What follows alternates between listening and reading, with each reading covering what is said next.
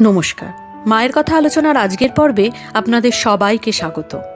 শ্রীশ্রীমা সারদা বলতেন, বাবা, সংসার মহা দুঃখ, দকে পড়লে ওঠা মুশকিল। ব্রহ্মা বিষ্ণু ও খাবি খান, মানুষ তো কোন ছাড়।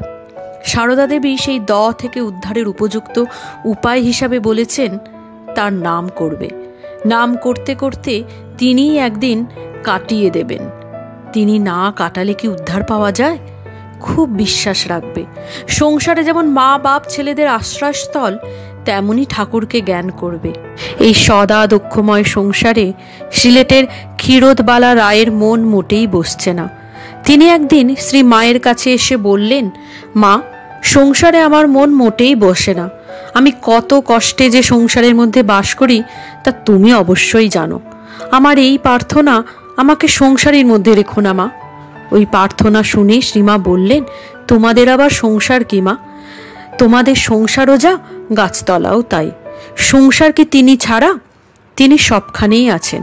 বিশেষত মেয়ে মানুষ কোথায় যাবে মা?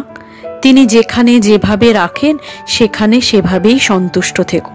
উদ্দেশ্য তাকে ডাকা ও পাওয়া। তাকে ডাকলে তিনি তোমারই হাত ধরে চালিয়ে নেবেন। তাকে নির্ভর করতে পারলে আর তোমার কোনো ভয় নেই। এবার এই সংসারেই সারা জীবন থাকতে হবে ভেবে ভদ্রমহিলা ভীষণ ভেঙে পড়লেন, খুব কাঁদতে থাকলেন। তার কান্না দেখে দয়াময়ী মা মহাব্যস্তভাবে তাকে বোঝালেন বেশ জোর দিয়েই, আমিও তোমার সংসারেই চিরদিন কাটালাম। তুমি নিতান্ত ছেলে মানুষ, ধর্মের জন্য এথা সেথা যাওয়া আরও বিপদ। আমি বলছি, যেখানে যে অবস্থায় যেভাবে থাকো, বাইরের মলিনতা আবিলতা তোমার ক্ষতি করতে পারবে না। ঠাকুর আছেন, তোমার কোনো ভয় নেই, কোনো ভাবনা নেই। ইচ্ছে থাকলেও উপায় নেই। মায়ের কাজ ছেড়ে আসতে ইচ্ছা হয় না।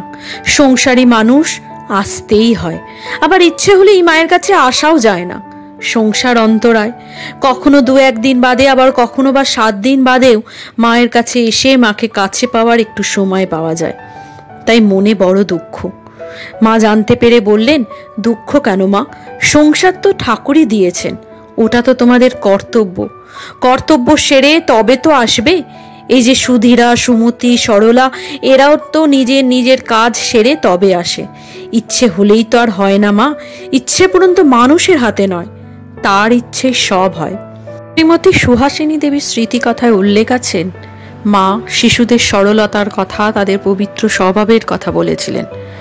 মনে একটা জিজ্ঞাসা ছিল। মার কাছে জানতে চাইলাম, সব শিশুর মনেই কি জানার আগ্রহ থাকে? কোনো কোনো ছেলে মেয়ে কেমন যেন জুবুথুবু। কিভাবে তাদের মনে স্বাভাবিক কৌতূহল জাগানো যায়? কিভাবে তারা স্বাভাবিক ছেলে মেয়ের মতো হবে? মা হেসে বললেন, সে কি গো, তোমরা মা হয়েছ, আর কিভাবে ছেলে মেয়েদের মনের খবর জানবে তা তোমাদের বলে দিতে হবে?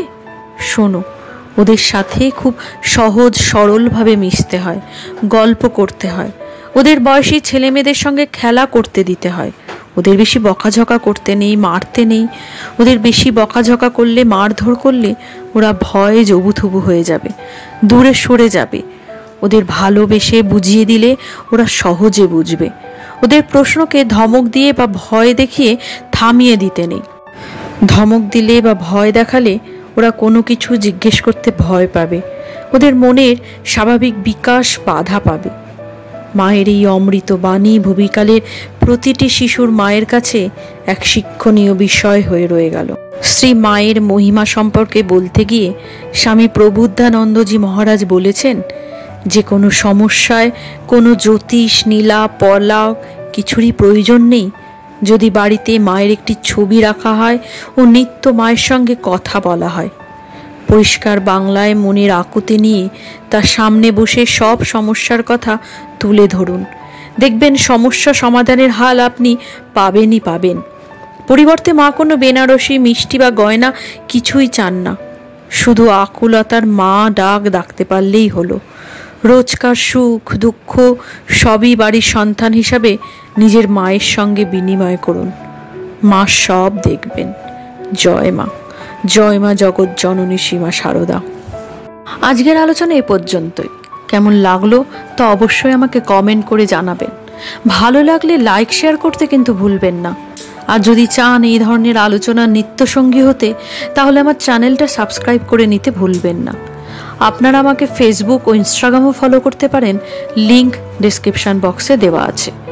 মার সম্পর্কে যদি আপনারা কিছু জানাতে চান তাহলেও আমাকে কমেন্ট করে জানাতে পারেন, আমি সেগুলো নিয়ে আমার নেক্সট ভিডিও করতে পারি।